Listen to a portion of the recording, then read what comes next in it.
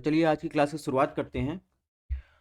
और इसके पहले हमने पॉलिटी का जो फर्स्ट लेक्चर कवर किया उसमें जो है हमने जितने कॉन्स्टिट्यूशनल रिफॉर्म थे, चाहे वो ब्रिटिश कालीन भारत की बात हो या जब भारत आज़ाद हुआ, वहाँ तक हमने कॉन्स्टिट्यूशनल रिफॉर्म को देख लिया, संविधान सभा के बारे में पढ़ लिया।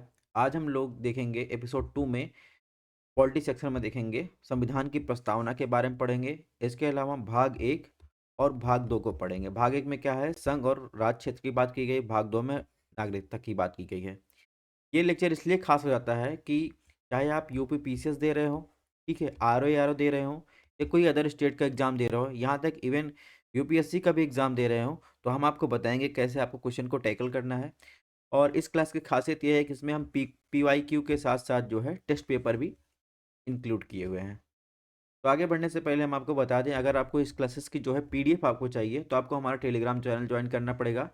स्टडी ऑन आईएएस नाम से है, डिस्क्रिप्शन बॉक्स में आपको लिंक मिल जाएगी। ठीक है, एक तरीका ये है। दूसरा तरीका ये है, डायरेक्ट आप यहाँ से जो है मोबाइल से स्कैन कर सकते हैं।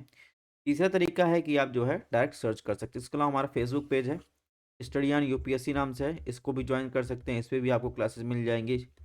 और ये हमारा इंस्टाग्राम आईडी है, ये भी स्टडी ऑन यूपीएससी नाम से है। बहरहाल बात करें प्रस्तावना की, तो इसी प्रस्तावना में जितने क्वेश्चन बनेंगे प्रस्तावना से सब इसी से बनेंगे। ठीक है, तो इसी को समझ लेते हैं थोड़ा सा। तो सबसे पहले इसमें देखना है कि कितने प्रकार के न्याय दिए हैं, यानी जस्टिस जो है कौन कौन से जस्टिस की बात की गई है, क्योंकि आपको पता है ये क्या है, टू द पॉइंट क्लास है। ठीक है, तो हम आपको वही बताएंगे जो यूजफुल है। जस्टिस कितने प्रकार की बात की गई है, सामाजिक, आर्थिक, राजनीतिक न्याय की बात की गई है। ठीक है, इसके अलावा अगर आपसे पूछा जाए कि मूल संविधान में समाजवादी, पंथ निरपेक्ष, लोकतंत्रात्मक, गणराज्य ये सब शामिल थे, तो आपको बताना है कि नहीं। ठीक है, मूल संविधान में नहीं शामिल थे, बल्कि समाजवादी, पंथ निरपेक्ष जो है ये 42वें संविधान संशोधन द्वारा जोड़े गए। ठीक है, ये एक बात ये याद रखनी है। दूसरी बात आपको याद रखनी है, न्याय जो दिया गया है 3 प्रकार की न्याय की बात करता है प्रस्तावना, जिसमें सामाजिक न्याय, ठीक है, आर्थिक न्याय और राजनीतिक न्याय की बात करता है। और ध्यान रखिएगा, यूपी पीसीएस 2023 में क्वेश्चन पूछा गया था कितने प्रकार की जो है स्वतंत्रता की बात की गई है। ठीक है, इसके अलावा स्वतंत्रता की बात करें, स्वतंत्रता में कितने प्रकार स्वतंत्रता दी गई है, विचार की दी गई, अव्यक्त की दी गई, विश्वास की, धर्म की, उपासना की। ये बात हो गई स्वतंत्रता की। अब देखेंगे समानता की बात की गई है, तो समानता जो है प्रतिष्ठा और अवसर की बात की गई है। अब इसमें और क्या इंपॉर्टेंट है, एग्जाम की दृष्टि देखें तो इसमें ध्यान रखना है आपको कि संविधान सभा में आज तारीख 26 नवंबर 1949 को इसे जो है अंगीकृत किया गया था संविधान द्वारा। ठीक है, इसे उद्देशिका को यानी संविधान के लागू होने से पहले जो है प्रियम्बल को शामिल किया गया था, ये बात आपको ध्यान रखना है। अब देखिए, वही जो हमने बात बताई वही चीजें इसमें भी लिखी हैं कि संविधान सभा में आज तारीख 26 नवंबर 1949 को जो है ये संविधान सभा द्वारा अंगीकृत किया गया था। तो यही चीजें इसमें भी लिखी गई, वहां पर जो है चार्ट में दिया गया है, यहाँ पर उसका इस तरीके से दिया गया है। अब इसमें देखिए प्रस्तावना के तत्व क्या है, ये तो हमने देख लिया कि अब इसको इस तरीके से समझ लेते हैं कि संविधान में अधिकार का स्रोत क्या है। तो अधिकार का स्रोत देखेंगे, प्रस्तावना क्या कहती है, भारत के लोग यानी we the people of India, इसमें जो है सारी शक्ति जो है भारत के लोगों में क्या है, शामिल है। ठीक है, भारत की प्रकृति कैसी होगी ये भी सब प्रस्तावना में बताया गया है। इसमें बताया गया भारत की जो प्रकृति होगी, भारत क्या होगा, एक संप्रभु राष्ट्र होगा, यानी सारे निर्णय अपने ले सकता है, समाजवादी राष्ट्र होगा, धर्मनिरपेक्ष होगा, लोकतांत्रिक और गणराज्य राज व्यवस्था वाला देश होगा। ठीक है, तो ये क्या है, भारतीय संविधान की प्रकृति है। ठीक है, जो प्रस्तावना में बात की गई है। अब संविधान का उद्देश्य जो उद्देशिका में या प्रियम्बल बताया गया उसके अनुसार जो है संविधान कैसा होगा, जस्टिस देगा, स्वतंत्रता देगा, ठीक है, समानता देगा और बंधुत्व की भावना भी जगाएगा। इसके अलावा चौथा क्या है इसमें प्रस्तावना में, संविधान लागू होने की तिथि क्या है, संविधान के लागू होने की तिथि 26 नवंबर 1949 तिथि का उल्लेख करता है। तो ये बात हो गई प्रस्तावना की। अब इसको और डिटेल में आपको पढ़ना है, तो प्रस्तावना में मुख्य शब्द की बात ये, जैसे संप्रभुता क्या होती है, संप्रभुता का अर्थ होता है कि भारत किसी भी विदेशी और आंतरिक शक्ति के नियंत्रण से पूर्णतः मुक्त या संप्रभु राष्ट्र रहेगा। ठीक है, समाजवादी क्या होता है, समाजवादी शब्द जैसे मैंने बताया कि फैक्चुअल के लिए आपको क्या ध्यान रखना है, इसे 42वें संविधान संशोधन द्वारा 1976 में जो है ऐड किया गया। ठीक है, समाजवाद में जैसे भारत में जो अपनाया गया है वो समाजवाद एक मिश्रित समाजवाद है, जो है निजी और सार्वजनिक दोनों क्षेत्रों में समान रूप से कार्य करता है। धर्मनिरपेक्ष, यह भी 42वें संविधान संशोधन 1976 द्वारा जोड़ा गया। ठीक है, यानी भारत में जो धर्म है वो सभी धर्मों को राज्यों में सिर्फ समानता, सुरक्षा और समर्थन पाने का अधिकार है। ठीक है, तो भाग 3 में आप देखेंगे जो 25 से 28 तक क्या है, मौलिक अधिकार के रूप में धर्म की स्वतंत्रता सुनिश्चित करता है। तो इस प्रकार आपने धर्मनिरपेक्षता को समझ लिया। अब लोकतांत्रिक की बात करें तो ये मूल संविधान में था। यानी लोकतांत्रिक शब्द में देखेंगे भारत की स्थापना एक सरकार के रूप में होती है। यहाँ लोकतांत्रिक शब्द का अर्थ है जिससे चुनाव के माध्यम से लोगों द्वारा निर्वाचित होकर अधिकार प्राप्त होता है। तो ये भी आपको ध्यान रखना है कि ये सब इसका मतलब होता है। हो सकता है इससे क्वेश्चन उठा लें। गणतंत्र की बात करें तो गणतंत्र क्या होता है? गणतंत्र देश में क्या होता है, राज्य का जो प्रमुख होता है, यानी प्रत्यक्ष या परोक्ष रूप से, यानी राज्य का प्रमुख भारत में क्या है, राष्ट्रपति है। राष्ट्रपति जो होता है प्रत्यक्ष या परोक्ष रूप से चुना जाता है। तो भारत में क्या करता है, परोक्ष रूप से चुना जाता है। ठीक है, न्याय की बात करें तो प्रस्तावना में न्याय शब्द का भी उल्लेख किया गया है, जिसमें सामाजिक, आर्थिक, राजनीतिक। ठीक है, इसके अलावा आप देखेंगे न्यायिक में जो है मौलिक अधिकार में आपको देखने मिलेंगे, डीपीएसपी में या राज्य निदेशक जो तत्व हैं उसमें भी आपको देखने को मिलेंगे। सामाजिक न्याय की बात करें, सामाजिक न्याय जो है ये भी आपको आर्थिक न्याय की बात करें तो इसका अर्थ होता है समाज के अलग अलग सदस्यों के मध्य संपत्ति का समान वितरण। ठीक है, इससे जो है संपत्ति जो है कुछ हाथों में केंद्रित न रहे। ठीक है, इसके अलावा राजनीतिक न्याय की बात करें तो राजनीतिक न्याय में जो है सभी नागरिकों को राजनीतिक भागीदारी का समान अधिकार है। ये भी आपको ध्यान रखना, जिससे देखेंगे भारत में भारतीय संविधान में प्रत्येक के मत के लिए सार्वभौमिक वयस्क मताधिकार और समान जो है मूल्य प्रदान किए गए हैं। यानी एक वोट का मूल्य जो है सबके लिए बराबर है, चाहे वो अमीर गरीब चाहे किसी भी पोस्ट पे हो। ठीक है, ये बात हो गई। स्वतंत्रता की बात हमने बात करी, समता की बात हो गई। बंधुत्व की बात करें तो संविधान की प्रस्तावना में व्यक्ति की गरिमा और राष्ट्र की एकता, अखंडता को बनाए रखने के लिए लोगों के बीच में चाहे वो किसी धर्म हो भाईचारा को बढ़ावा देना। तो ये बातें हो गई, प्रस्तावना को हमने डिटेल में देख लिया। ठीक है, अब प्रस्तावना में संशोधन की बात करें तो अभी तक यहाँ पर आपको ध्यान रखना है, अगर क्वेश्चन पूछा जाए प्रस्तावना में अभी तक कितनी बार संशोधन किया गया है, तो आपको ध्यान रखना अभी तक जो है एक बार संशोधन किया गया है, जिसमें जो है 42वें संविधान संशोधन 1976 में 3 नए शब्द जोड़े गए थे। कौन कौन से? समाजवादी, धर्मनिरपेक्ष, अखंडता। तो यहाँ पर आपको 2 फैक्ट मिला। एक तो कब संशोधन किया गया, 42वें संविधान संशोधन 1976 में। ठीक है, अब तक एक बार किया गया। 3 नए शब्द जोड़े गए थे, समाजवादी, धर्मनिरपेक्ष, अखंडता। तो ये भी आपको ध्यान रखना है। इसके अलावा कभी कभी आप अगर आपसे पूछा जाए कि जो प्रियम्बल है या उद्देशिका या प्रस्तावना है वो संविधान का भाग है कि नहीं, तो ध्यान रखना है सुप्रीम कोर्ट ने अपने फैसले में केशवानंद भारतीवाद में और इसमें माना है कि जो है संविधान का भाग जो है प्रस्तावना है। ठीक है, इसके अलावा आप देखेंगे भारतीय जीवन बीमा निगम मामले में 1995 में उच्चतम न्यायालय ने जो है इसे जो है संविधान के भाग के रूप में माना है। लेकिन आपको ध्यान रखना है कि प्रस्तावना ना तो विधायिका की शक्ति का स्रोत है, ठीक है, ना ही उसकी शक्तियों पर कोई प्रतिबंध आरोपित करती है। यानी प्रस्तावना क्या करते हैं, गैर न्यायिक है। इसका मतलब क्या होता है, इसकी व्यवस्थाओं को न्यायालय में चुनौती नहीं दी जा सकती। जैसे आप अगर आपको फंडामेंटल राइट का उल्लंघन हो रहा है तो आप सीधे क्या न्यायालय में जा सकते हैं, आर्टिकल 32 जिसे क्या कहते हैं, संविधान की आत्मा कहते हैं। ठीक है, लेकिन नहीं डीपीएसपी है जो गवर्नमेंट का काम है, उनका नैतिक दायित्व है, उसके लिए आप उसे लागू करवाने के लिए जो है आप जो है सुप्रीम कोर्ट या किसी भी कोर्ट में नहीं जा सकते। उसी प्रकार जो है प्रस्तावना में जो वर्णित है उसको लागू करवाने के लिए आप जो है सीधे कोर्ट नहीं जाते, यानी न्यायालय में चुनौती नहीं दे सकते। यही बात कह रहा है। जैसे अभी मैंने बताया कि संविधान की आत्मा किसे कहते हैं, आर्टिकल 32 की।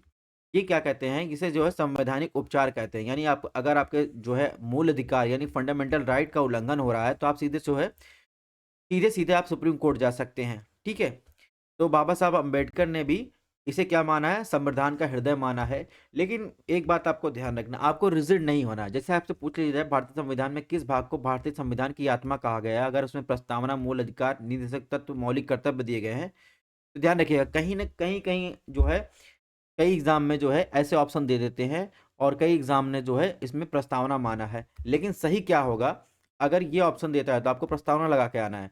लेकिन अगर उसमें आर्टिकल 32 लिखा है तो आपको आर्टिकल 32 ही लगा के आना है, क्योंकि आप देखेंगे संविधान की आत्मा जो है ये आर्टिकल 32 ही है। क्योंकि जो है आपकी अगर फंडामेंटल राइट का उल्लंघन हो रहा है तो आप सीधे जो है कोर्ट में जा सकते हैं, और बाबा साहब अम्बेडकर ने इसे संविधान का हृदय माना है। तो इस प्रकार आपको ध्यान रखना है, दोनों बातें जहन में रखनी है, ये नहीं रिजिड हो जाए हम तो यही लगा के आए हैं। तो आपको एग्जाम क्वालिफाई करना है, सरकार से टक्कर नहीं लेना है, अपना काम बन जाए, ठीक है, बाकी जो होगा देख लीजिएगा। नेक्स्ट क्वेश्चन की बात करें तो नेक्स्ट क्वेश्चन पूछा है, भारतीय संविधान की प्रस्तावना के संदर्भ में निम्नलिखित कथनों पर विचार कीजिए। ऑप्शन एक, या पंडित जवाहरलाल नेहरू द्वारा बनाए और पेश किए गए संविधान सभा द्वारा अपनाए गए उद्देश्य प्रस्ताव पर आधारित है। ऑप्शन दो, इसमें कभी कोई संशोधन नहीं किया गया है। तो इसमें बताइए उपयुक्त में से कितने कथन सही है। तो अभी मैंने बताया कि इसमें जो है एक बार संविधान संशोधन किया गया, 3 शब्द जोड़े गए थे, ठीक है, समाजवादी, ठीक है, धर्मनिरपेक्ष। तो इस ध्यान रखना कि 3 शब्द इसमें जोड़े गए थे, ठीक है, 42वें संविधान संशोधन द्वारा, ठीक है, और अखंडता शब्द, ठीक है, कौन कौन शब्द, समाजवादी और इसके अलावा पंथ निरपेक्ष या धर्मनिरपेक्ष और अखंडता सब जोड़े गए थे। इसमें ऑप्शन 2 जो है गलत हो जाएगा, हालांकि जो है ऑप्शन 1 है वो सही है। इस प्रकार देखेंगे इसमें ऑप्शन डी जो हो जाएगा वो सही हो जाएगा। नेक्स्ट क्वेश्चन की बात करें तो नेक्स्ट क्वेश्चन में पूछा है कि निम्नलिखित में कथनों पर विचार कीजिए। ऑप्शन 1, प्रस्तावना किसी संविधान के परिचय या भूमिका को कहते हैं। ऑप्शन 2, सर्वप्रथम जो है ब्रिटिश संविधान में प्रस्तावना को सम्मिलित किया गया था। कौन सा कथन सही नहीं है ये आपको बताना है। तो आप देखेंगे प्रस्तावना जो होता है किसी संविधान का क्या होता है, मूल होता है, यानी आपको उसमें पूरा मर्म दिख जाए। जैसे भारतीय संविधान का प्रस्तावना में आप देखेंगे तो वहां पर पूरा दर्शन दिखेगा आपको कि संविधान के अंदर क्या क्या है। वैसे इसमें कह रहा ऑप्शन एक में प्रस्तावना किसी संविधान का परिचय या भूमिका कहते हैं, ये बात सही है। लेकिन इसमें ऑप्शन 2 गलत है, क्योंकि सबसे पहले बार जो है प्रस्तावना जो है वो आप देखेंगे तो यूएसए यानी अमेरिकी संविधान में सम्मिलित किया गया था। तो इस प्रकार जो है इसमें देखेंगे ऑप्शन बी इसमें सही है, ठीक है। नेक्स्ट क्वेश्चन की बात करें, इसमें पूछा है निम्नलिखित में किसने भारतीय संविधान की प्रस्तावना को संविधान का परिचय पत्र कहा है। P N Bhagwati, K M Munshi, N N Palkhivala, Jawaharlal Nehru. तो इसमें देखें पीएन भगवती को क्या कहते हैं, पीआईएल के जनक कहे जाते हैं भारत में, ठीक है। तो इसमें जो सही होगा संविधान का परिचय पत्र जो है एन एन पालकीवाला ने कहा था, ठीक है। नेक्स्ट क्वेश्चन की बात करें, इसमें पूछा है भारतीय संविधान की प्रस्तावना के अनुसार भारतीय संविधान को अधिकार का स्रोत है। ऑप्शन 1, भारत के लोग। ऑप्शन बी, भारत के नागरिक। ऑप्शन सी, संसद। ऑप्शन डी, राष्ट्रपति। तो आप देखेंगे जो प्रस्तावना का स्टार्टिंग होता है we the people of India, ठीक है, we the people of India लिखा रहता है, यानी हम भारत के लोग। तो उसमें देखेंगे तो जो शक्ति का स्रोत है वो भारत के लोगों में है, ठीक है। इसमें ऑप्शन ए जो हो जाएगा वो सही हो जाएगा। क्वेश्चन नंबर 6 की बात करें, इसमें पूछा है कि भारतीय संविधान की प्रस्तावना के अनुसार भारत की प्रकृति है समाजवादी, लोकतांत्रिक राज्य व्यवस्था, लोकतांत्रिक। तो आपको सही उत्तर आपको बताना है। तो अभी हमने स्टार्टिंग में जब लेक्चर स्टार्ट किया था तो इसके बारे में बताया था कि भारत की जो प्रकृति है उसमें कहा गया है कि भारत एक संप्रभु, समाजवादी, पंथ निरपेक्ष, लोकतांत्रिक, गणतांत्रिक क्या है, राज्य व्यवस्था वाला देश है। तो इसकी प्रकृति जो है इसमें आप देखेंगे तीनों ऑप्शन सही है, ठीक है। अगर संविधान के उद्देश्य की बात किया जाए तो उसमें न्याय, स्वतंत्रता, समानता और बंधुत्व का ये जो है संविधान में इसका उद्देश्य है। नेक्स्ट क्वेश्चन की बात करें, नेक्स्ट क्वेश्चन पूछा है कि भारतीय संविधान की प्रस्तावना के अनुसार संविधान का उद्देश्य है न्याय, स्वतंत्रता, समानता। अभी मैंने बताया संविधान का उद्देश्य जो है न्याय, स्वतंत्रता, समानता, बंधुत्व है। तो इसमें देखेंगे ऑप्शन बी जो है वो सही है। नेक्स्ट क्वेश्चन की बात करें, भारतीय संविधान की प्रस्तावना यह दावा करती है कि भारत एक संप्रभु देश है। ऑप्शन 2, संप्रभुता शब्द भारतीय संविधान 1976 में हुए 42वें संविधान संशोधन द्वारा प्रस्तावना में जोड़ा गया। कौन सा कथन सही है। तो आपको पहले ही मैंने बताया कि केवल एक बार संविधान संशोधन किया गया है, 42वां संविधान संशोधन 1976 में। उसमें 3 शब्द जोड़े गए थे, समाजवादी और पंथ निरपेक्ष या धर्मनिरपेक्ष और तीसरा अखंडता। तो जहाँ तक बात है संप्रभुता की तो ये संविधान के मूल प्रस्तावना में था। तो इसमें ऑप्शन 2 गलत हो जाएगा, ठीक है। इसके अलावा अगर बात करें भारतीय संविधान की प्रस्तावना यह दावा करती भारत एक संप्रभु राज्य है, ठीक है। तो ये बात बिल्कुल सही है, इसमें जो है ऑप्शन ए जो है वो सही है। नेक्स्ट क्वेश्चन की बात करें, इसमें पूछा है कि भारतीय संविधान की प्रस्तावना में पंथ निरपेक्ष शब्द 42वें संविधान संशोधन 1976 द्वारा जोड़ा गया था। ऑप्शन 2, भारतीय संविधान का भाग 3 कि अनुच्छेद 25 से 28 में मौलिक अधिकारों के रूप में धर्म की स्वतंत्रता सुनिश्चित करता है। कौन सा कथन सही है? अभी मैंने इसको बताया, ठीक है। जब मैंने स्वतंत्रता की बात की तो उसमें मैंने ये चीज बताई थी। तो आप देखेंगे इसमें जो है दोनों जो है सही है, ठीक है। नेक्स्ट क्वेश्चन की बात करें तो नेक्स्ट क्वेश्चन में पूछा है, एक गणतंत्र देश में राज्य का प्रमुख प्रत्यक्ष या परोक्ष रूप से लोगों द्वारा चुना जाता है। ऑप्शन 2, एक गणतंत्र में राजनीतिक संप्रभुता एक राजा की बजाय मंत्रिपरिषद में निहित होती है। कौन सा कथन सही है? तो आप देखेंगे गणतंत्र देश का मतलब क्या होता है। गणतंत्र देश का मतलब होता है कि राजनीतिक संप्रभुता एक राजा के बजाय क्या होती है, लोगों के हाथों में होती है, ठीक है। लोगों के हाथों में होती है, राजा में निहित नहीं होती है। तो इस प्रकार देखेंगे इसमें लिखा है राज्य का प्रमुख प्रत्यक्ष या परोक्ष रूप से लोगों द्वारा चुना जाता है, तो ये बात सही है। लेकिन इसमें गणतंत्र के राजनीतिक संप्रभुता जो है एक राजा में बजाय मंत्रिपरिषद में निहित होती है, ये बात गलत है। ये भी जो है गणतांत्रिक देश में राजनीतिक संप्रभुता जो होती है वो लोगों के हाथों में जो है निहित होती है। इसमें जो है ऑप्शन 2 जो है गलत हो जाएगा, यानी ऑप्शन ए जो है केवल एक सही है। नेक्स्ट क्वेश्चन की बात करें, इसमें पूछा है कि भारतीय संविधान की प्रस्तावना में निम्नलिखित में किस न्याय का उल्लेख नहीं किया गया है? राजनीतिक न्याय, धार्मिक, आर्थिक, सामाजिक न्याय। यूपीपीसीएस 2023 में ये क्वेश्चन आया है, इसके पहले भी कई एग्जाम में पूछा गया है। तो बताइए न्याय कितने प्रकार का दिया गया है? न्याय आप देखेंगे मैंने प्रस्तावना में स्टार्टिंग में ही बताया था, न्याय जो है 3 प्रकार का न्याय दिया गया है, सामाजिक, ठीक है, और आर्थिक, इसके अलावा राजनीतिक न्याय, ठीक है। तो आप देखेंगे कहीं पर आपको धार्मिक न्याय की बात नहीं मिलेगी। नेक्स्ट क्वेश्चन की बात करें, नेक्स्ट क्वेश्चन पूछा है भारतीय संविधान की प्रस्तावना में स्वतंत्रता शब्द के साथ कितने विशेषणों का प्रयोग किया गया है? यानी आपको बताना है कि स्वतंत्रता जो है प्रस्तावना में कितने प्रकार की स्वतंत्रता की बात की गई है, 3, 4, 5, 6। और ऐसे ही क्वेश्चन जो है यूपीपीसीएस में पूछा गया है। तो आप देखेंगे स्वतंत्रता की जो बात की गई है संविधान की प्रस्तावना में, वो किया गया है 5 प्रकार की गई है। कौन कौन स्वतंत्रता? विचार, ठीक है, थॉट एक्सप्रेशन यानी अभिव्यक्त की स्वतंत्रता, इसके अलावा फेथ विश्वास की स्वतंत्रता, धर्म बिलीफ और फेथ की, और इसके अलावा उपासना की स्वतंत्रता, ठीक है। इस प्रकार देखेंगे 5 प्रकार की स्वतंत्रता की बात की गई है। नेक्स्ट क्वेश्चन बात करेंगे, इसमें पूछा है केशवानंद भारती मामले में उच्चतम न्यायालय ने प्रस्तावना को भारतीय संविधान का एक भाग माना है। ऑप्शन 2, भारतीय संविधान की प्रस्तावना को अनुच्छेद 368 तक संशोधित किया जा सकता है। कौन सा कथन सही है? तो एक बार तो संशोधित हुआ है 42वें संविधान संशोधन द्वारा, और केशवानंद भारती बाद में 1973 में जो है सुप्रीम कोर्ट ने इसे संविधान का भाग माना है, लेकिन बताया है कि ये गैर न्यायिक है, ठीक है, यानी इसके लिए आप जो है कोर्ट में नहीं जा सकते हैं। तो इस प्रकार इसमें दोनों ऑप्शन सही है, ऑप्शन सी जो है वो सही है। नेक्स्ट क्वेश्चन की बात करें, इसमें पूछा है कि भारतीय संविधान की प्रस्तावना के संदर्भ में निम्नलिखित कथनों में कौन सा कथन सत्य है? ऑप्शन ए या विधायिका की शक्ति का स्रोत है, ऑप्शन बी या गैर न्यायिक है, ऑप्शन सी इसकी व्यवस्थाओं को न्यायालय में चुनौती दी जा सकती है, ऑप्शन डी या विधायिका की शक्तियों पर प्रतिबंध आरोपित करता है। तो अभी हमने बताया क्या क्या है, गैर न्यायिक है, ठीक है। जैसे डीपीएसपी है वैसे आप देखेंगे तो ये भी है प्रस्तावना, ये गैर न्यायिक है, इसके लिए आप सुप्रीम कोर्ट में नहीं जा सकते, जबकि वहीं आपका फंडामेंटल राइट का उल्लंघन हो रहा है तो आप जो है सुप्रीम कोर्ट में जा सकते हैं।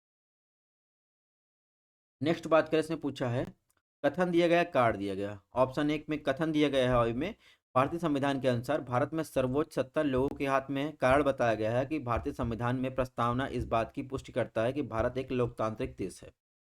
लोकतांत्रिक देश है भारत, इसका मतलब क्या होता है, संविधान की स्थापना जो है एक सरकार के रूप में होती है जिसे चुनाव के माध्यम से लोगों द्वारा निर्वाचित किया जाता है, ठीक है।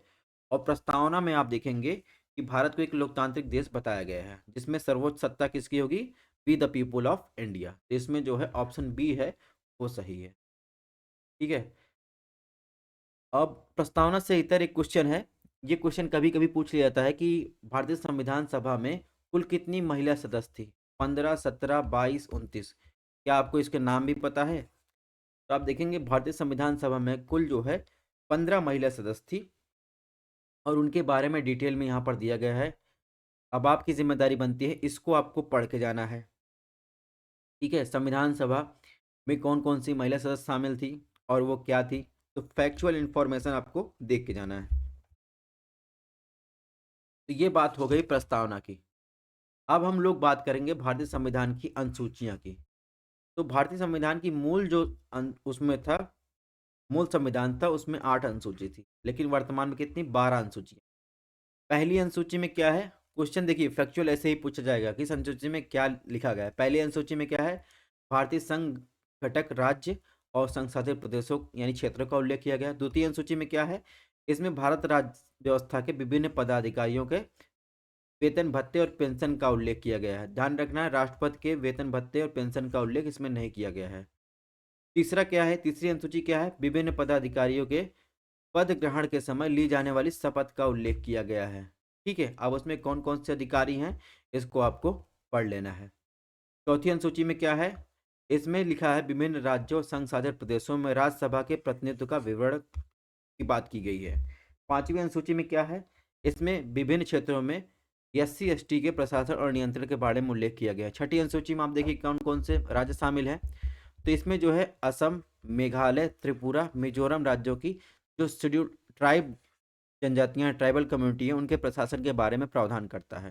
सातवीं अनुसूची में देखेंगे तो इसमें सेंट्रल स्टेट के बीच जो पावर का बंटवारा की बात करता है। इसके अंतर्गत 3 सूचियां शामिल की गई, संघ सूची, राज्य सूची, समवर्ती सूची। तो संघ सूची में जो है वर्तमान में 98 विषय हैं जिस पर जो है केंद्र सरकार कानून बनाती है। राज्य सूची में अगर देखेंगे तो वर्तमान में 62 विषय हैं जिस पर राज्य सरकार कानून बनाती है, लेकिन जो है केंद्र सरकार भी कानून बना सकती है। ठीक है, समवर्ती सूची में देखिए तो इस पे केंद्र और राज्य सरकार दोनों जो है कानून बनाती है। वर्तमान में 52 विषय है, लेकिन केंद्र सरकार कानून बनाने के साथ जो है, अगर केंद्र सरकार ने उस पर कानून बना दिया है तो वो राज्य सरकार ने अगर कोई कानून बनाया तो वो समाप्त हो जाता है।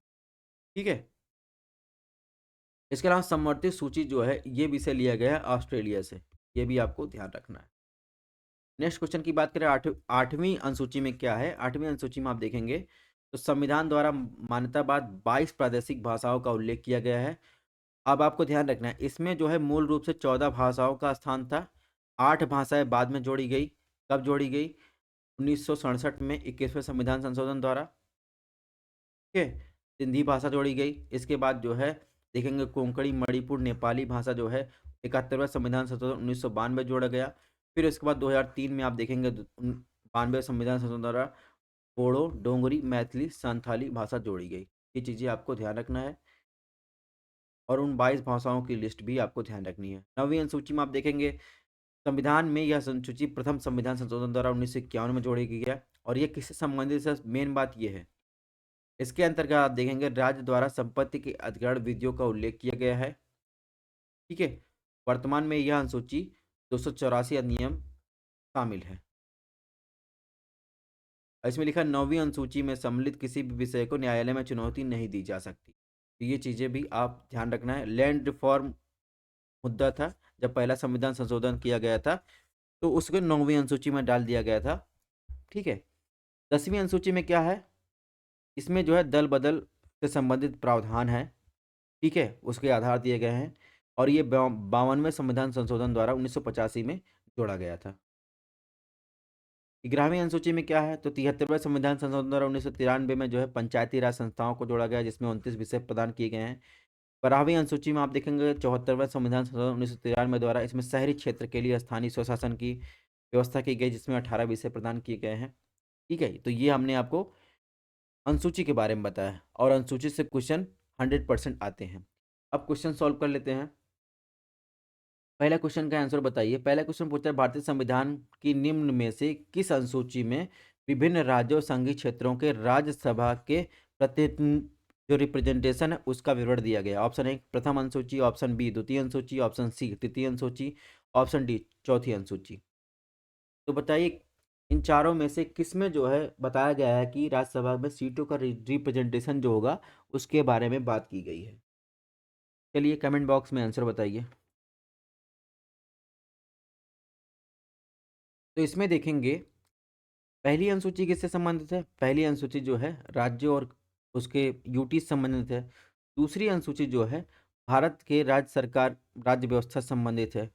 ठीक है, उसके विभिन्न पदाधिकारियों में जो वेतन भत्ते पेंशन है उनसे संबंधित है। ठीक है। तीसरी अनुसूची किससे संबंधित है? तीसरी अनुसूची देखेंगे विभिन्न पदाधिकारियों को दिलाई जाने वाली शपथ से संबंधित है।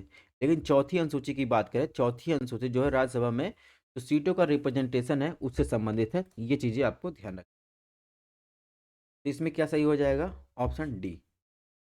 नेक्स्ट क्वेश्चन की बात करें, इसमें पूछा है निम्नलिखित में किसकी शपथ का उल्लेख भारतीय संविधान की अनुसूची 3 में वर्णित नहीं है? भारत के राष्ट्रपति, सर्वोच्च न्यायालय के न्यायाधीश, भारत के नियंत्रक, महालेखा परीक्षक, राज्य विधानमंडल के सदस्य। तो बताइए इसमें कौन सा आंसर सही होगा? अभी हमने इसको बताया था इस अनुसूची में जो है आपको बताना है। ध्यान रखिएगा क्वेश्चन क्या पूछा है, किसकी शपथ का उल्लेख भारतीय संविधान की अनुसूची में अनुसूची 3 में वर्णित नहीं है? अनुसूची 3 किस संबंधित है? शपथ से संबंधित है। तो अनुसूची 3 में इन चारों में से किसके शपथ का वर्णन नहीं किया गया है, इसका आंसर बताना है। चलिए आप लोग बताइए, कमेंट बॉक्स में कमेंट कीजिए।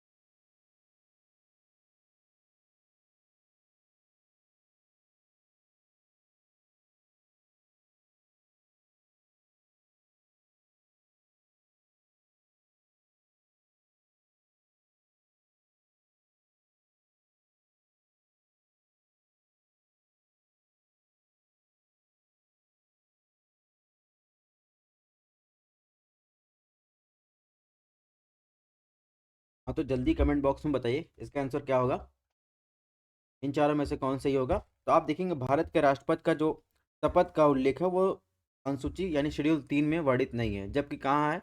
आप देखेंगे आर्टिकल 60, आर्टिकल 60 में आप देखेंगे राष्ट्रपति के जो है शपथ की संविधान और उसके कार्यों की बात की गई है, उसके सख्त की बात की गई है। तो इसमें ऑप्शन ए जो है सही हो जाएगा। इसके अलावा नेक्स्ट क्वेश्चन की बात कैसे पूछा है, भारतीय संविधान की छठी अनुसूची में निम्नलिखित में किस राज्य की जनजाति क्षेत्रों के प्रशासन के बारे में प्रावधान नहीं करता है? मेघालय, मणिपुर, त्रिपुरा, मिजोरम। तो इसमें देखिए छठी अनुसूची में क्या है, छठी अनुसूची में कौन कौन से राज्य शामिल है? असम, मेघालय, इसके अलावा आप देखेंगे त्रिपुरा और मिजोरम। ठीक है। तो आपको बताना है कि जो छठवीं अनुसूची है निम्नलिखित में किस राज्य की जनजाति क्षेत्रों के प्रशासन के बारे में प्रावधान नहीं करता है?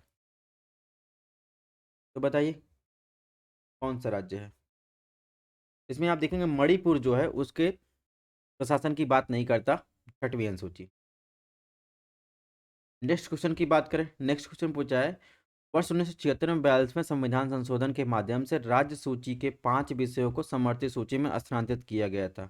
उन विषयों को आपको बताना है कौन कौन से विषय शामिल गए? कस्टम ड्यूटी, शिक्षा, वन, न्याय प्रशासन। कौन सा कूट सही है? तो इसमें कह रहा है कि 1942 में जो मिनी कॉन्स्टिट्यूशन अमेंडमेंट हुआ था जिन्हें, तो उसमें बताना 5 विषयों को क्या किया, राज्य सूची के विषय समवर्ती सूची में शामिल किया गया था। उनमें आपको बताना है इन चारों में से वो कौन कौन से विषय थे।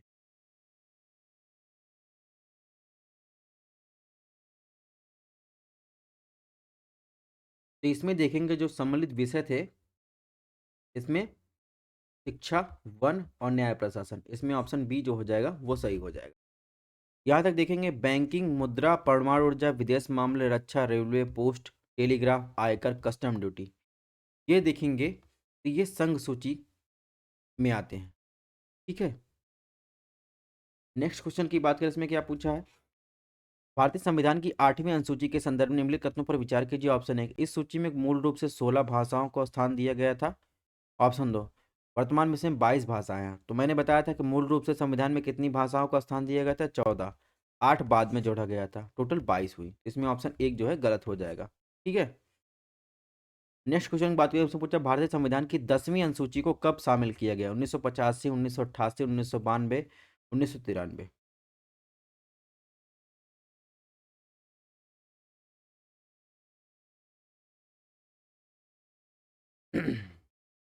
तो देखेंगे 10वीं अनुसूची जो है वो है क्या है, दल बदल से संबंधित प्रावधान है, जिसे 52वें संविधान संशोधन द्वारा 1985 में शामिल किया गया था। तो इसमें ऑप्शन ए जो हो जाएगा वो सही हो जाएगा। नेक्स्ट क्वेश्चन की बात करें तो नेक्स्ट क्वेश्चन में क्या पूछा है, इसे पूछा है, भारतीय संविधान की 11वीं अनुसूची के संदर्भ में निम्नलिखित कथनों पर विचार कीजिए। ऑप्शन 1, यह अनुसूची संविधान के 73वें संविधान संशोधन 1993 द्वारा जोड़ी गई। ऑप्शन 2, इसमें पंचायती राज संस्थाओं के कार्यों के लिए 18 विषय प्रदान किए गए हैं। तो आपको बताना है कौन सा कथन जो है सही है 11वीं अनुसूची के बारे में। तो जहां तक बात करें ऑप्शन 2 की, इसमें पंचायती राज संस्थाओं के कार्यों के लिए 18 विषय की बात की गई है। तो 18 विषय नहीं है, वो कौन 29 विषय शामिल किए गए हैं।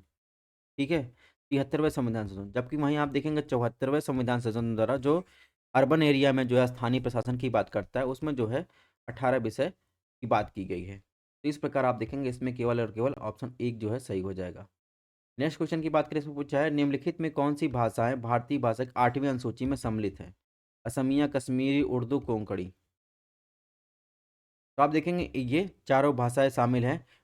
8वीं अनुसूची की 22 भाषाओं की यहाँ पर लिस्ट दी गई है। तो आप लोग को ध्यान से जो है इसमें देख लेना है कि कौन कौन सी भाषा शामिल है। संविधान की 8वीं अनुसूची से संबंधित 22 भाषा है, उन 22 भाषाओं का नाम आपको देख लेना है। नेक्स्ट बात करें, इसने पूछा निम्नलिखित संविधान में समवर्ती सूची का प्रावधान किस देश से लिया? Australia, Ireland, Germany, Canada.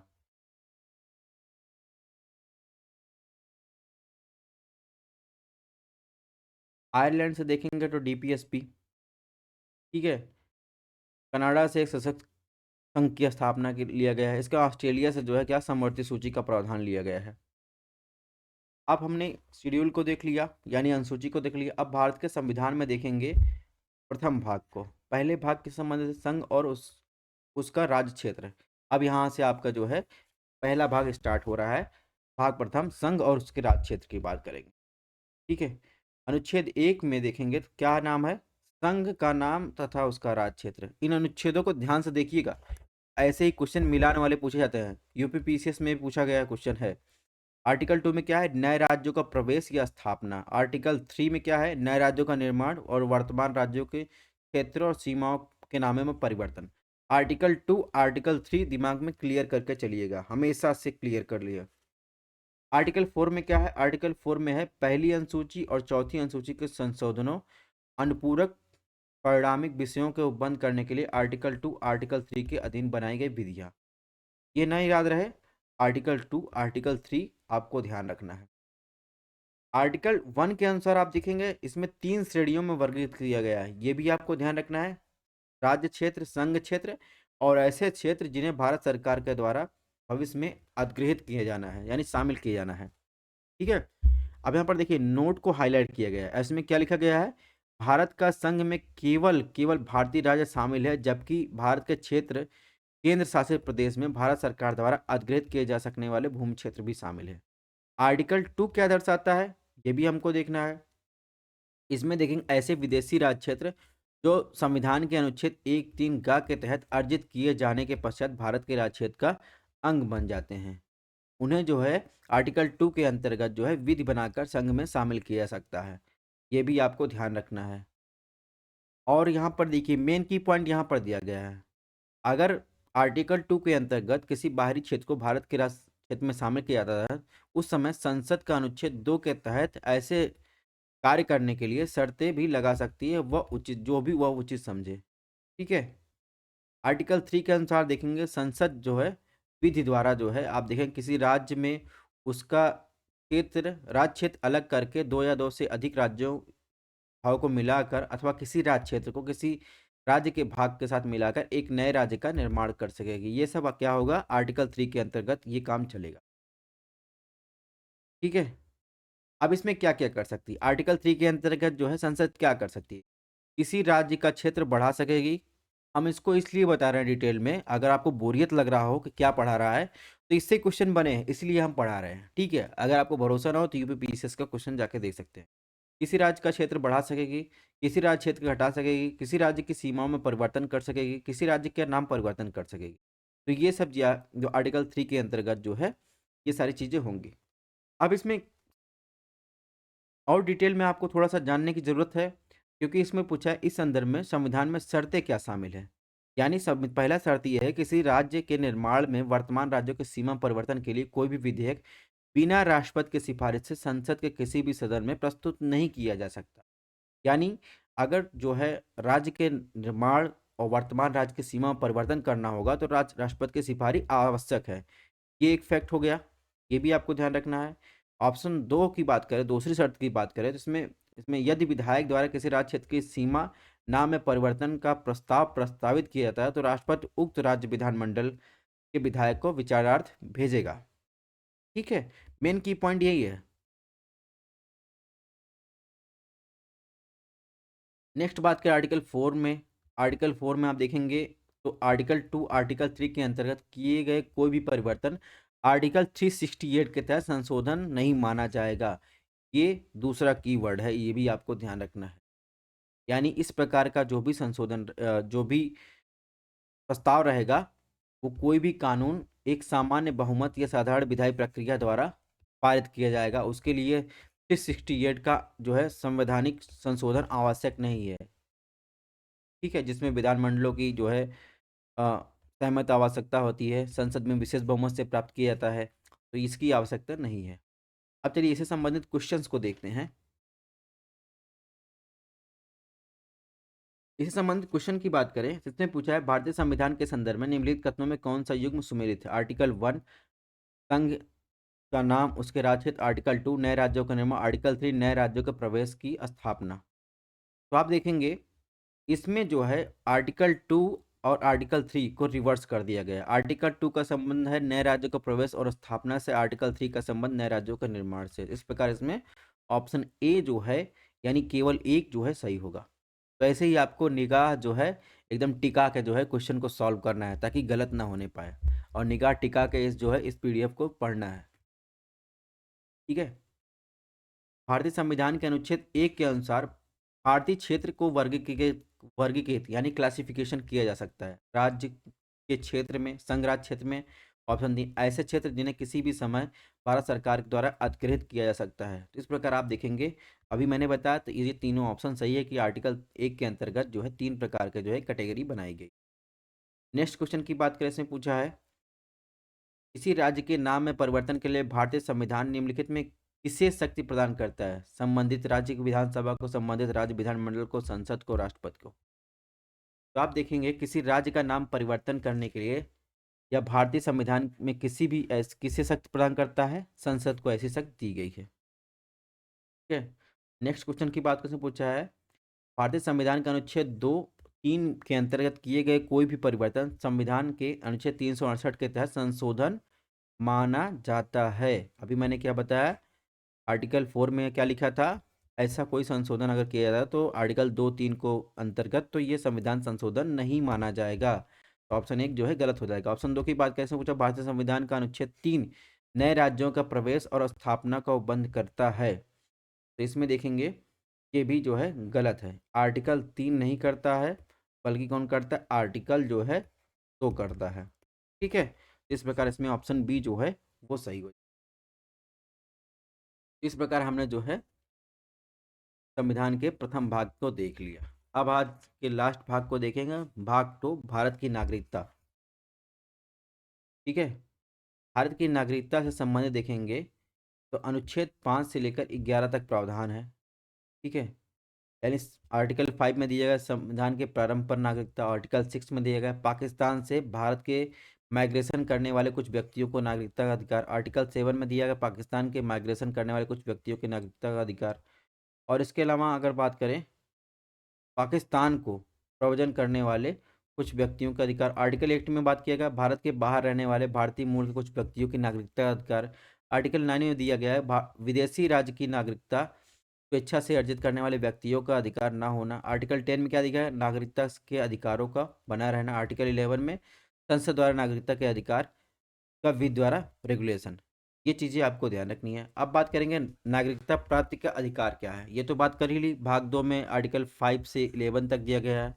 अब क्वेश्चंस कैसे बनेंगे, इसमें पूछ लिया जाएगा कि भारत में नागरिकता प्राप्ति का आधार क्या है। तो नागरिकता अधिनियम 1955 द्वारा नागरिकता अर्जन के निम्न शर्तें बताई गई है, यानी कौन कौन से आधार हैं।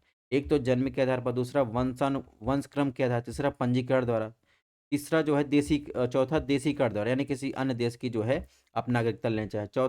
और उसके बाद जो है पांचवा जो है किसी क्षेत्र का जो है, और भारत का कोई क्षेत्र है किसी अन्य क्षेत्र में मिल जाए, या भारत का कोई क्षेत्र अन्य हमारे क्षेत्र में मिल जाए, तो उसके द्वारा जो है भारत में नागरिकता दी जाती है। ठीक है, अगर कोई बाहर का क्षेत्र भारत के क्षेत्र में मिल जाता है तो उसके द्वारा भारत का नागरिक उसे बना दिया जाता है। जन्म के आधार पर देखेंगे तो जन्म के आधार पर क्या क्राइटेरिया निर्धारित किया गया है।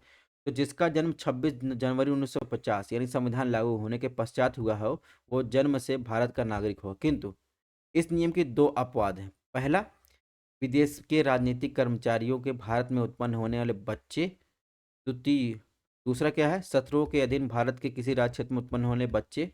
नागरिक संशोधन अधिनियम 1986 के अनुसार यदि भारत में जन्मे बच्चे के माता पिता कोई भी एक भारत का नागरिक है, तो भारत में जन्मा बच्चा जो क्या हो, भारतीय नागरिक होगा। ठीक है। अब इसमें वंशानुक्रम के आधार पर क्या बताया गया है, जिसका जन्म 26 जनवरी 1950 या उसके बाद परंतु 10 दिसंबर 1992 के पूर्व भारत के बाहर हुआ है, वो वंश के आधार पर भारत का नागरिक बन सकता है, यदि उसके उसके जन्म के समय उसके पिता भारत का नागरिक हो। ठीक है। पंजीकरण के आधार पर इसमें दिया गया है नागरिकता प्राप्त कैसे कैसे। भारतीय मूल के व्यक्ति जो नागरिकता प्राप्ति का आवेदन करने से ठीक पूर्व 7 वर्ष तक भारत में रह चुका हो, उसे जो है नागरिकता पंजीकरण द्वारा मिल सकती है। नेक्स्ट जो है भारतीय मूल का व्यक्ति जो अविभाजित भारत के बाहर या किसी अन्य देश में रह रहा हो। ठीक है। और तीसरा जो है वह व्यक्ति जिसने भारतीय नागरिक से विवाह किया हो और पंजीकरण के लिए आवेदन करने से पूर्व 7 वर्ष से भारत में रह रहा हो। और नेक्स्ट जो है भारत के नागरिक के नाबालिग बच्चे, ये भी पंजीकरण द्वारा जो है नागरिकता ले सकते हैं।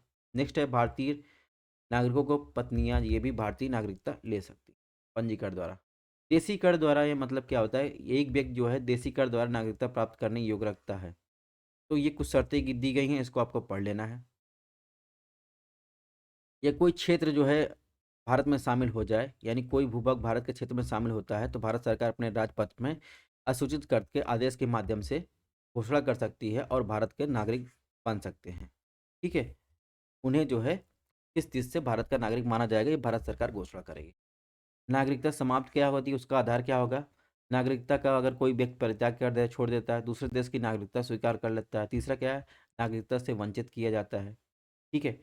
एक अमेंडमेंट बिल आया था अभी लेटेस्ट 2019 में। अब इसमें क्या क्या ध्यान रखना है। एक तो 2019 में आया था ये, ठीक है, सीए कानून। अब इसमें कौन कौन से देश के जो है माइनॉरिटी को शामिल किया गया था। अफगानिस्तान, बांग्लादेश, पाकिस्तान।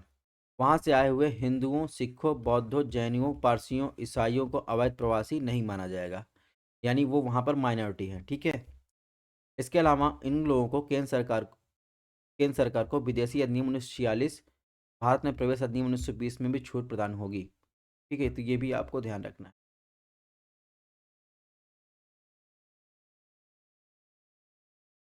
अब चलिए क्वेश्चन को सॉल्व करते हैं। बाकी चीज़ें इसमें इंपॉर्टेंस नहीं है, लेकिन क्वेश्चन को सॉल्व करेंगे तो आपको कॉन्सेप्ट क्लियर हो जाएगा। तो इसमें पूछा है कि भारतीय संविधान में नागरिकता संबंधी प्रावधान दिया गया है, भाग 1 में, भाग 2 में, भाग 3 में, भाग 4 में। अभी हमने बताया नागरिकता संबंधी प्रावधान आप कहाँ दिया गया है, भाग 2 में। ठीक है, आर्टिकल 5 से 11 तक। भाग 1 में क्या है, भाग 1 में अभी हमने पढ़ा संघ और उसके राज्य क्षेत्र, आर्टिकल 1 से 4 तक दिया। भाग 3 में क्या है, फंडामेंटल राइट की बात की गई है। फंडामेंटल राइट आर्टिकल 12 से, यानी आर्टिकल 12 से लेकर 35 तक बात की गई। भाग 4 में क्या किया गया है, डीपीएसपी यानी राज्य के नीति निषेध तत्व की बात की गई है, आर्टिकल 36 के 51 तक। ठीक है। नेक्स्ट क्वेश्चन की बात कैसे पूछा है, भारतीय संविधान के संदर्भ में निम्नलिखित कथनों में कौन सा युग सुमेलित है। अनुच्छेद दिए गए, विषय दिए गए। आर्टिकल 5 संविधान के प्रारंभ पर नागरिकता। आर्टिकल 6 भारत के बाहर रहने वाले भारतीयों के भारतीय मूल के कुछ व्यक्तियों को नागरिकता का अधिकार। तो इसमें देखेंगे आर्टिकल 5 जहाँ तक बात करें, तो आर्टिकल 5 तो सम्मिलित है। आर्टिकल 6 का जो क्या है, आर्टिकल 6 में जो क्या बातें की गई हैं वो उसमें कहा गया है पाकिस्तान से भारत में प्रवेशन और उनकी नागरिकता की बात की गई है। जहाँ तक भारत के बाहर रहने वाले भारतीय मूल के कुछ व्यक्तियों को नागरिकता का अधिकार की बात की गई, ये कहाँ है, आर्टिकल 8 में है। ठीक है, तो इस प्रकार इसमें ऑप्शन डी सही हो जाएगा। नेक्स्ट बात करें, इसमें भी अनुच्छेद 7 पाकिस्तान के प्रवजन करने वाले कुछ व्यक्तियों के नागरिकता के अधिकार की बात की। आर्टिकल 8 में क्या किया गया है, पाकिस्तान से भारत में प्रवजन करने वाले कुछ व्यक्तियों की नागरिकता का अधिकार, अभी मैंने बताया ये किस में दिया गया, आर्टिकल 6 में दिया गया। और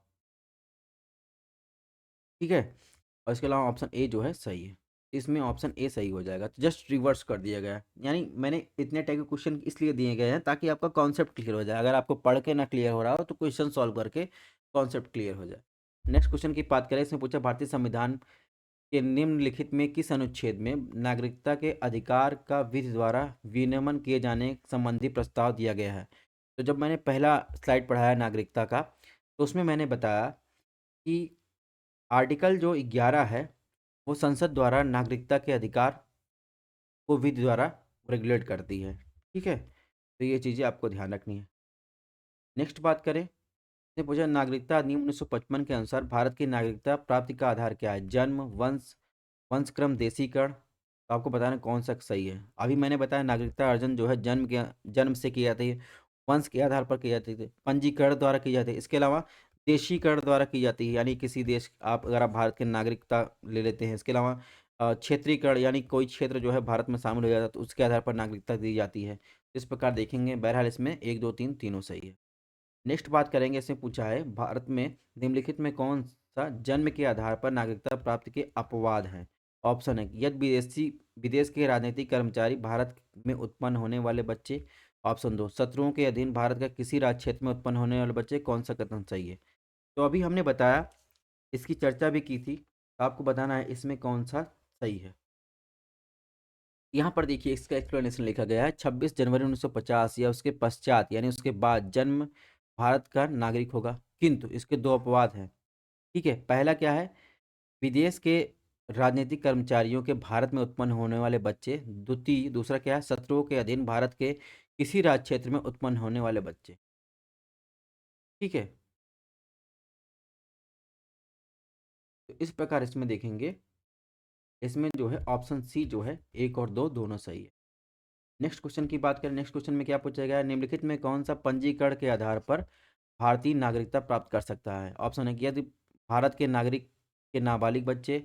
ऑप्शन बी, वह व्यक्ति जिसने भारतीय नागरिक से विवाह किया हो। ऑप्शन सी, भारतीय नागरिक की पत्नियां। ऑप्शन डी, उपयुक्त सभी। तो आप देखेंगे मैंने बताया था कि पंजीकरण के आधार पर भारतीय नागरिकता, ये तीनों आधार पर जो है प्राप्त किया जा सकता है। नेक्स्ट बात करेंगे, वह व्यक्ति जिसने भारतीय नागरिक से विवाह किया हो और वह नागरिकता पंजीकरण, ठीक है, यानी फॉर्म भरकर आवेदन पत्र के से पूर्व कितने वर्ष भारत में रहना होगा ताकि उसको भारत की नागरिकता मिल सके। 5 वर्ष, 7 वर्ष, 11 वर्ष, 15 वर्ष। तो आप देखेंगे उसमें जो उल्लेख किया गया 7 वर्ष तक, अगर किसी व्यक्ति ने भारतीय नागरिक से विवाह किया है तो उसे 7 वर्ष तक जो है भारत में रहना होगा, फिर वो आवेदन करेगा, फिर उसे नागरिकता मिलेगी। ठीक है, नेक्स्ट क्वेश्चन की बात करें, नेक्स्ट क्वेश्चन पूछा है, एक व्यक्ति देशीकरण द्वारा भारत का नागरिकता प्राप्त करने की योग्यता रखता है यदि वह संविधान की 8वीं अनुसूची में निर्दिष्ट भाषाओं में किसी एक का पर्याप्त ज्ञान रखता हो। ऑप्शन दो, या वह अच्छे चरित्र का हो। तो इसमें देखिए कौन सा कथन सही है। तो यहाँ पर देखिए जो मैंने छोड़ दिया, यहाँ पर इसका उल्लेख किया गया था।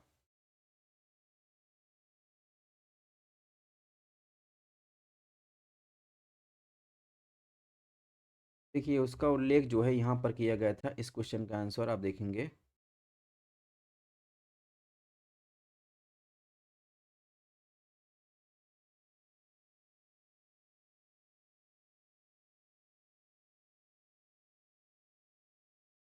यहाँ पर लिखा गया है, वह संविधान की 8वीं अनुसूची में निर्धारित भाषाओं के में किसी एक का पर्याप्त ज्ञान रखता हो। ठीक है, और वह अच्छे चरित्र का हो तो देशी कर के आधार पर नागरिकता प्रदान की जा सकती है। ठीक है,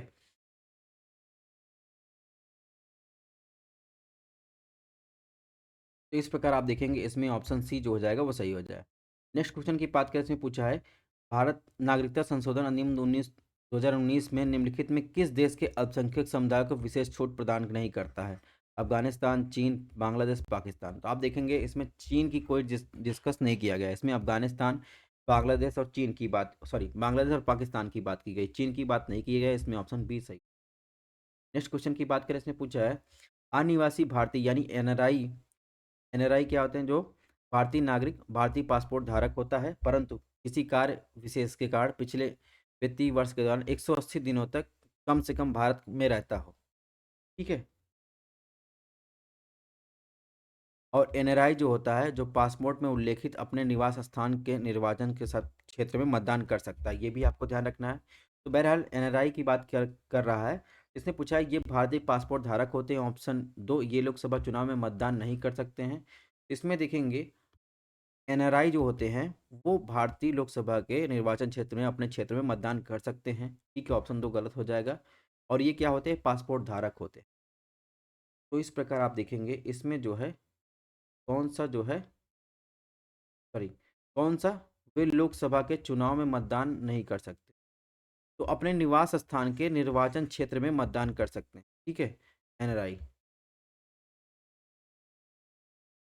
इस प्रकार इसमें देखेंगे केवल और केवल जो है, और यह क्या होते हैं? पासपोर्ट धारक होते हैं, भारतीय पासपोर्ट धारक। इसमें जो सही होगा ऑप्शन डी सही होगा।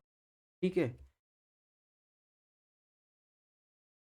नेक्स्ट क्वेश्चन की बात करें, इसमें पूछा है प्रवासी भारतीय नागरिक के संदर्भ में निम्नलिखित कथनों में विचार कीजिए। ऑप्शन एक, ये किसी भी सरकारी नौकरी के अधिकारी नहीं होते हैं। ऑप्शन दो, ये कृषि संपत्ति के मालिक भी हो सकते हैं। कौन सा कथन सही है? तो एक तो हो गए एनआरआई, जो भारतीय पासपोर्ट धारक होते हैं और लोकसभा के निर्वाचन क्षेत्र में मतदान भी करते हैं। दूसरे होते हैं प्रवासी भारतीय नागरिक, इसे क्या कहते हैं? ओसीआई। ठीक है। ये क्या होते हैं? भारत सरकार ने 2005 में इन्हें नागरिकता अधिनियम 1955 में संशोधन करके भारत की विदेशी नागरिकता ओसीआई योजना शुरू की थी। 9 जनवरी 2015 को भारत सरकार ने पीआईओ कार्ड बंद कर दिया, जिसे ओसीआई कार्ड के साथ मिला दिया गया। अब इनके प्राप्त अधिकार क्या होते हैं? प्रवासी भारतीय नागरिक के, ये आजीवन वीजा प्राप्त कर सकते हैं, और इसके अलावा ये किसी भी सार्वजनिक सेवा, सरकारी नौकरी के अधिकारी नहीं होते हैं। ठीक है, उनको नहीं मिल सकता है। ऑप्शन तीसरा क्या होता है इनका अधिकार? कृषि संपत्ति के मालिक नहीं हो सकते। तो इस प्रकार आप देखेंगे इसमें केवल और केवल ऑप्शन बी जो है वो सही है।